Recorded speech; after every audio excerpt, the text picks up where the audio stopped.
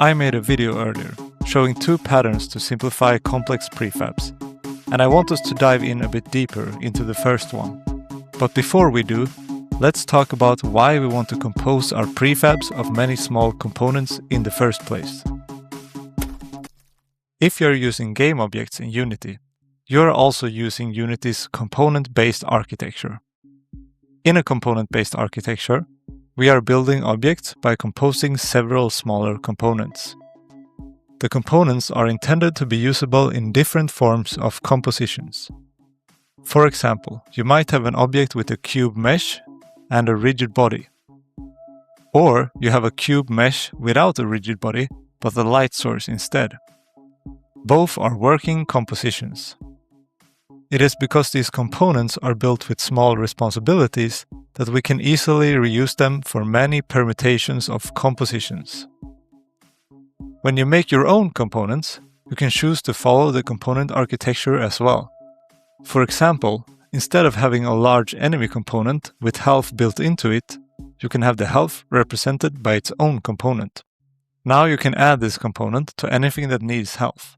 Monsters, the player, a barrel, or maybe even a platform.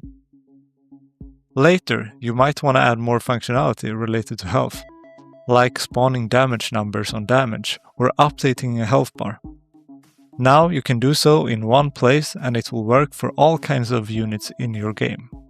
So, from a purely technical standpoint, small modular components promotes code reuse and avoids duplication. However, be wary of overgeneralization. If you're trying to reuse your component in too many different scenarios, and you start to parameterize its behavior, you end up with a God class, or a God component in this case. I have coached multiple developers in my career. A common trait I sometimes see is an urge of wanting to build cool machinery and advanced coding gadgets. If your health component needs 100 parameters in order to make it usable for every conceivable future scenario, it is likely a dread to maintain. It might be time to start rethinking its purpose. Again, from a technical standpoint, small single-purpose components promotes code reuse and avoids duplications. But there is also a second argument for small components, and it's coming from the game design perspective. I'm David, and this is David Makes Games.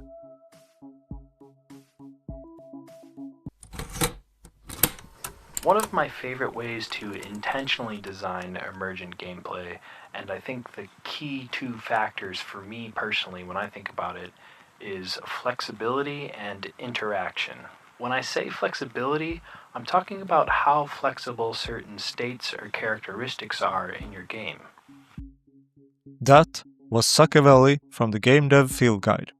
He talked about the role of state in promoting emergent gameplay.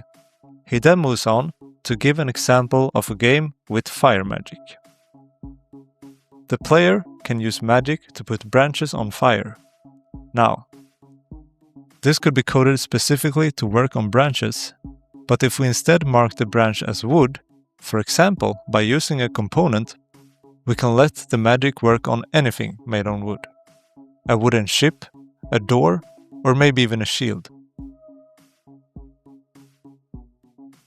Note, this is from a game design perspective, and we're talking about high-level concepts.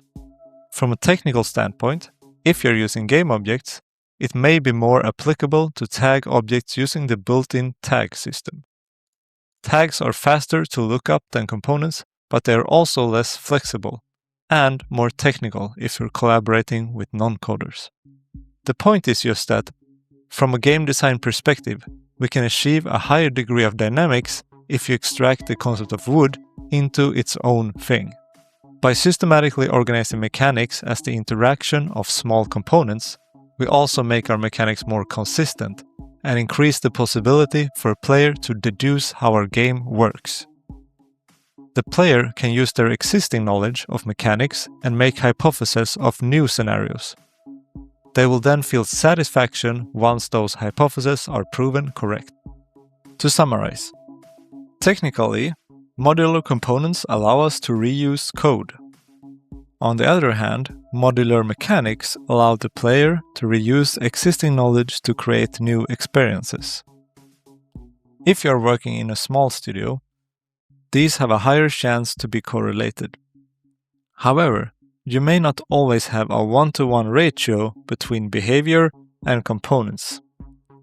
Sometimes we need multiple components to technically implement a mechanic or concept. If you follow my channel, I hope to also present you with cases where mechanics can be implemented completely outside components. However, I hope I have given a clear case for using small components. But what about when we need to act on the full concept of a player?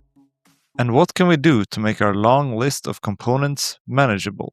Join me in the next video where I'll talk about the facade component.